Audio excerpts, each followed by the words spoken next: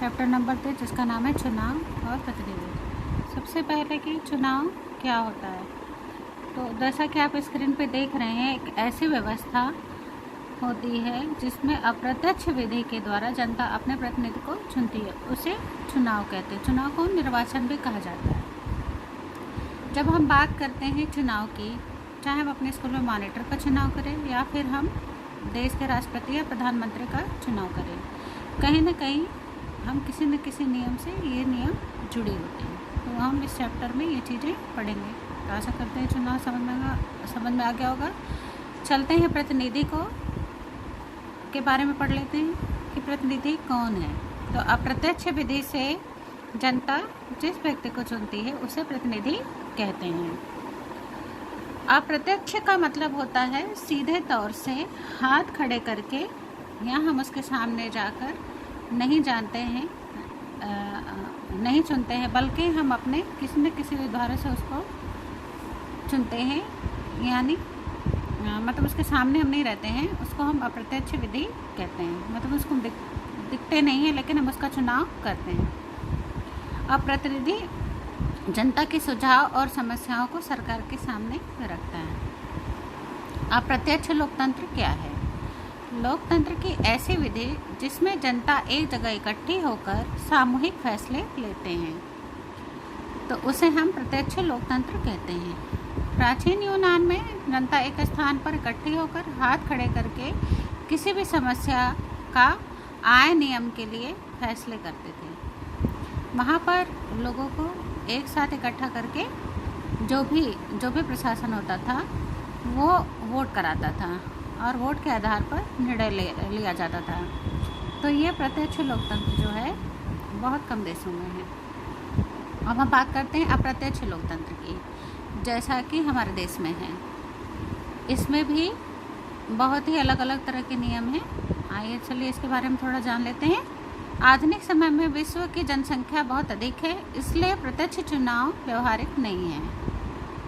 हाँ, तो यहाँ हम ये समझा दें कि ऐसा क्यों है। यदि मान लीजिए 1 करोड़ लोगों को एक जगह खड़ा किया जाए, तो क्या ये पॉसिबल है या संभव है कि वो सारे लोग एक जगह आ सकें या हाथ उठाकर दिखा सकें या अपने विचारों को प्रकट कर सकें? ऐसा संभव नहीं है। तो इसलिए अप्रत्यक्ष विधि का इस्तेमाल किया जाता है। तो इसे हम अप्रत्यक्ष लोकतंत्र कहते हैं, जिसमें कि हम वोट डालने जाते हैं। ठीक है।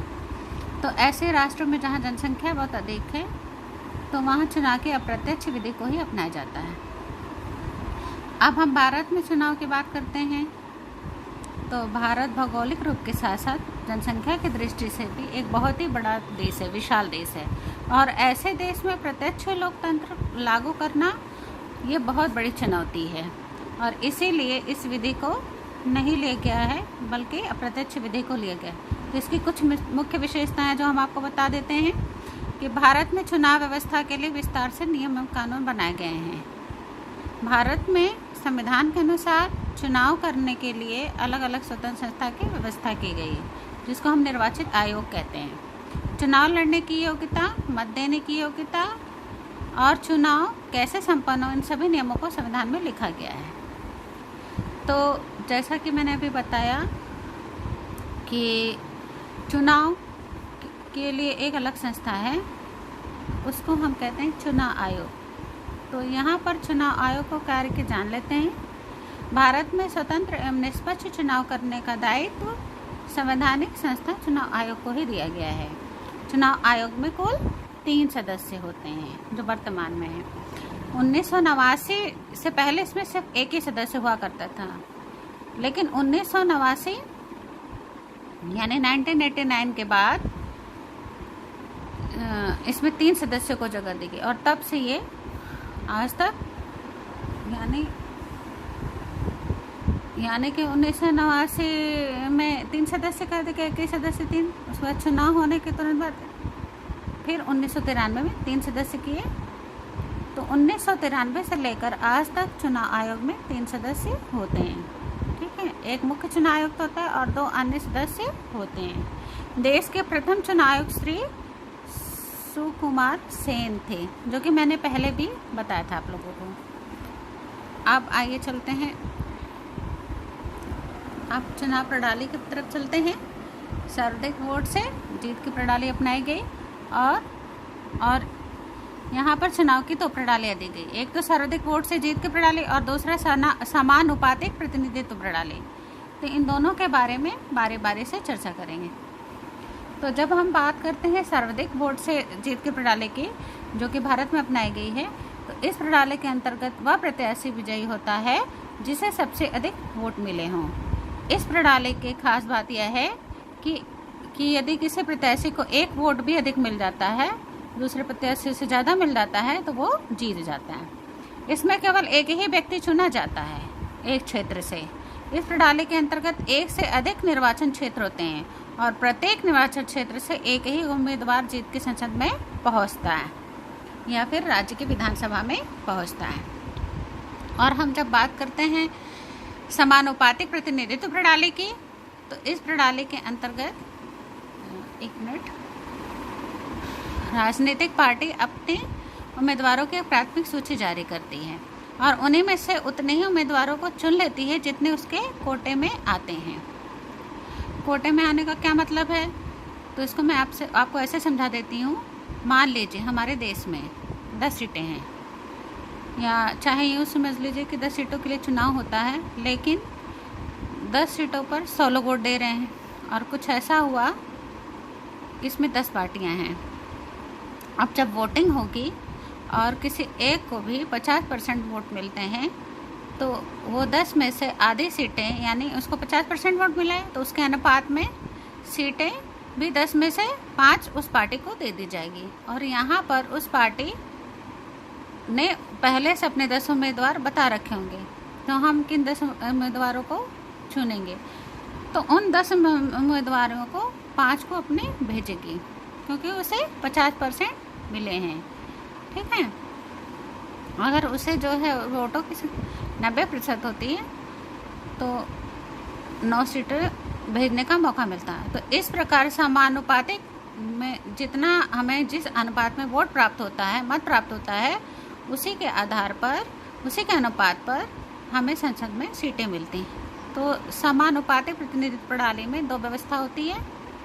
पहले व्यवस्था के अनुसार पूरे देश को लिए एक निर्वाचित क्षेत्र मान लिया जाता है, जैसा कि नीदरलैंड में होता है। और दूसरी जो व्यवस्था होती है, पूरे देश को कई निर्वाचन क्षेत्र में बांट दिया जाता है और अलग अलग क्षेत्रों से समानुपात में उम्मीदवार आते हैं। इस तरह की जो प्रक्रिया अर्जेंटीना और पुर्तगाल में इसे अपनाया गया है। तो आई होप सर्वाधिक वोट से जीत की प्रणाली समझ में आई होगी। ठीक है, अब कारण क्या है कि भारत में सर्वाधिक वोट से जीत की प्रणाली अपनाने का, तो कारण ये सामने है आप लोगों को।